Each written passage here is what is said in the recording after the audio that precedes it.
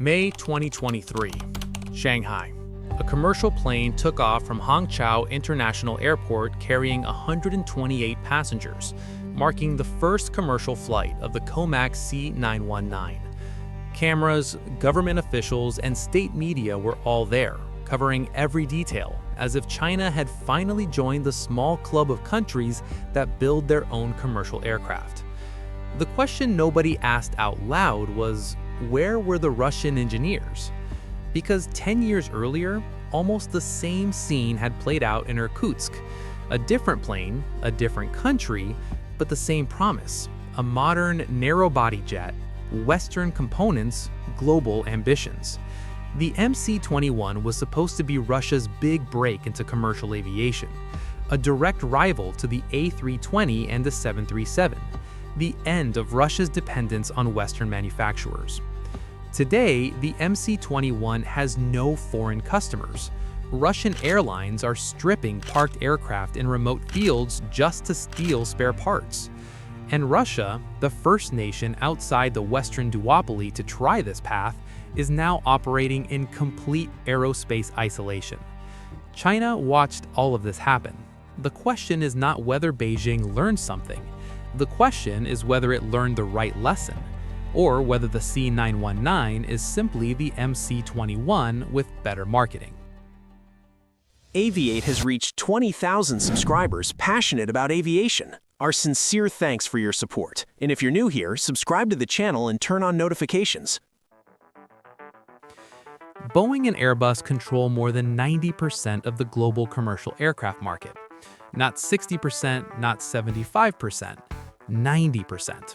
And with order books stretching over a decade of deliveries, that duopoly is not just dominant, it is practically impossible to challenge without decades of investment, infrastructure, and a proven track record with regulators. For any nation that wants to operate outside that system, the only way out is to build its own path. Russia identified commercial aviation as a strategic industry back in the Soviet era.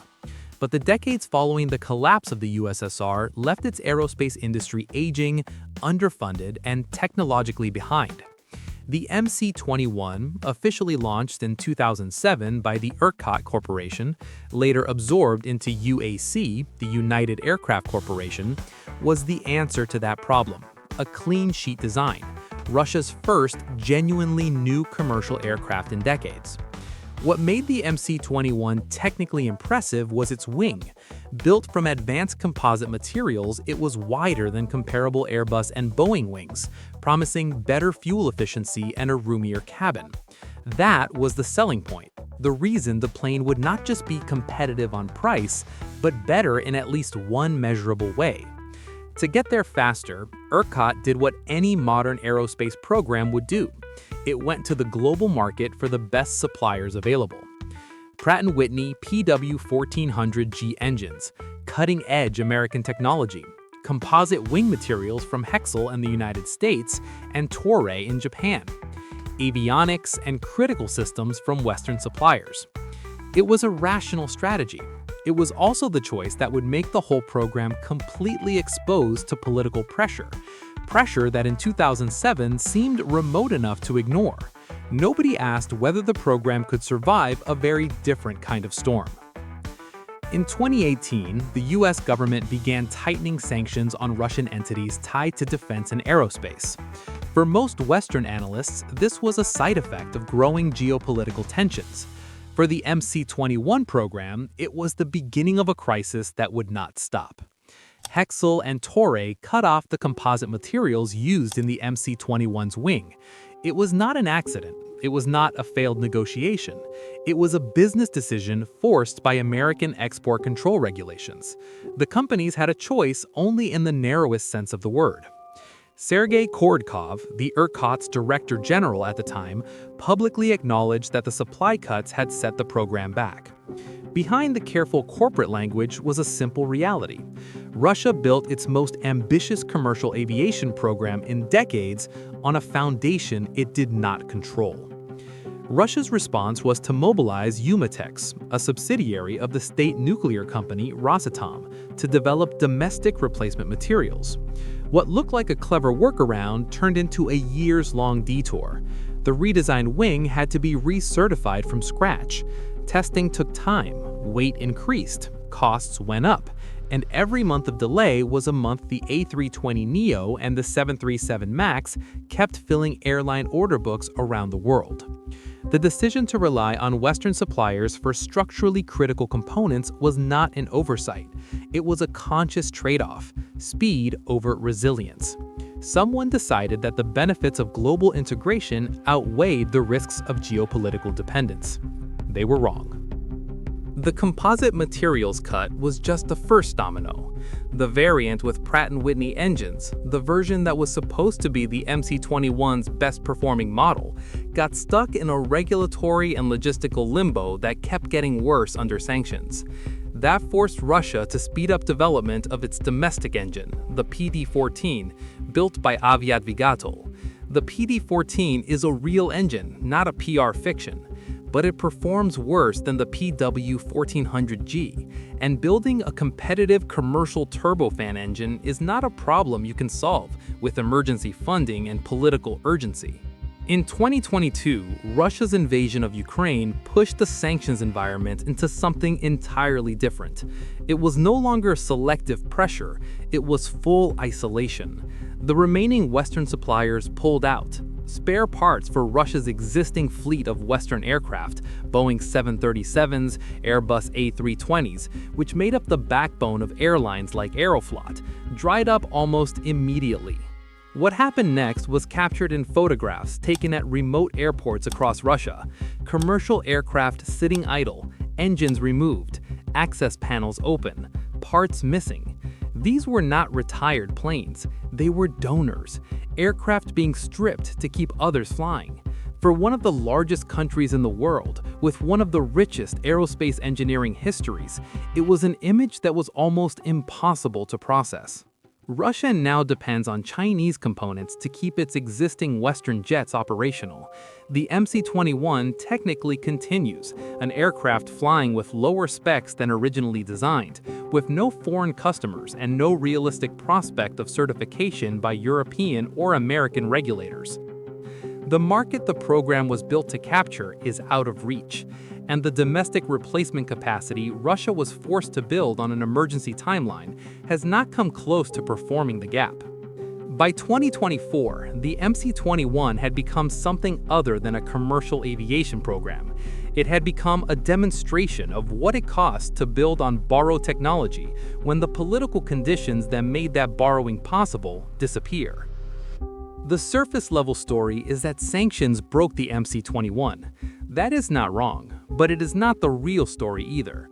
The real story is about what the program's engineers and executives chose to optimize for, and what they chose to ignore.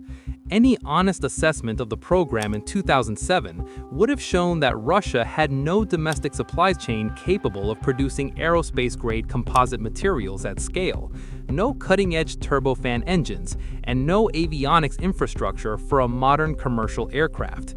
The options were delay the program by a decade or two while building those capabilities, or source them globally and accept the vulnerability that came with that. They chose the second option, and for a while it worked, until it did not.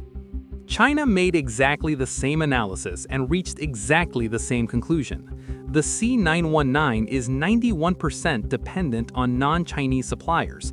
Its engines are CFM LEAP 1Cs from a French-American joint venture. Its avionics, landing gear, and pressurization systems all come from Western companies. The dependency structure is, point for point, almost identical to the pre-sanctions MC-21.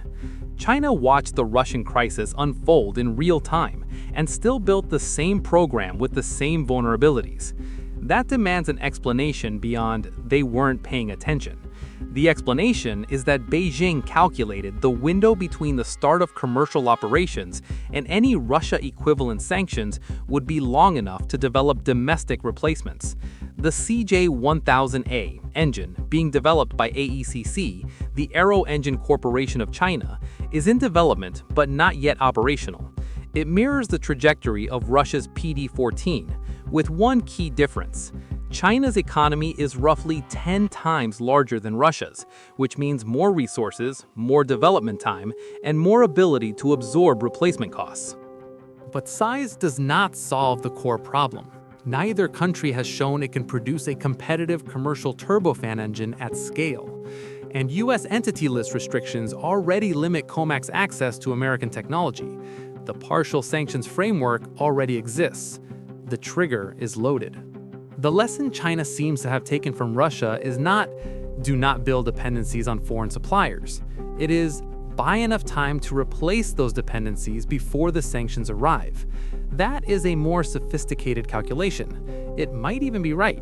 But a competitive commercial aircraft engine is not a line of code or a chip factory. It is one of the hardest engineering challenges humanity produces. You cannot rush it with money or political will alone. The MC-21 is not simply a story about sanctions. It is a story about what happens when nations build their ambitions on infrastructure they control less than they think.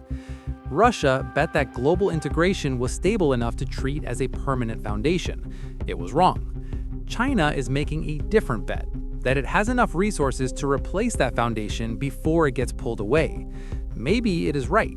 But there is something worth sitting with in the fact that the two countries that have invested the most in challenging the Boeing-Airbus duopoly both built their programs on technology from the exact companies they were trying to beat. Aircraft are the most complex product that civilization manufactures at scale. Challenging the people who make them best does not just require money and political ambition. It requires decades of quietly building technical capability that cannot be bought, copied, or imported. Only developed.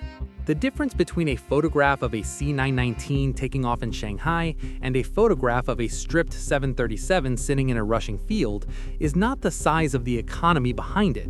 It is the gap between the promise and the reality, and how little that gap has to do with intention and how much it has to do with what was actually built before anyone needed to depend on it.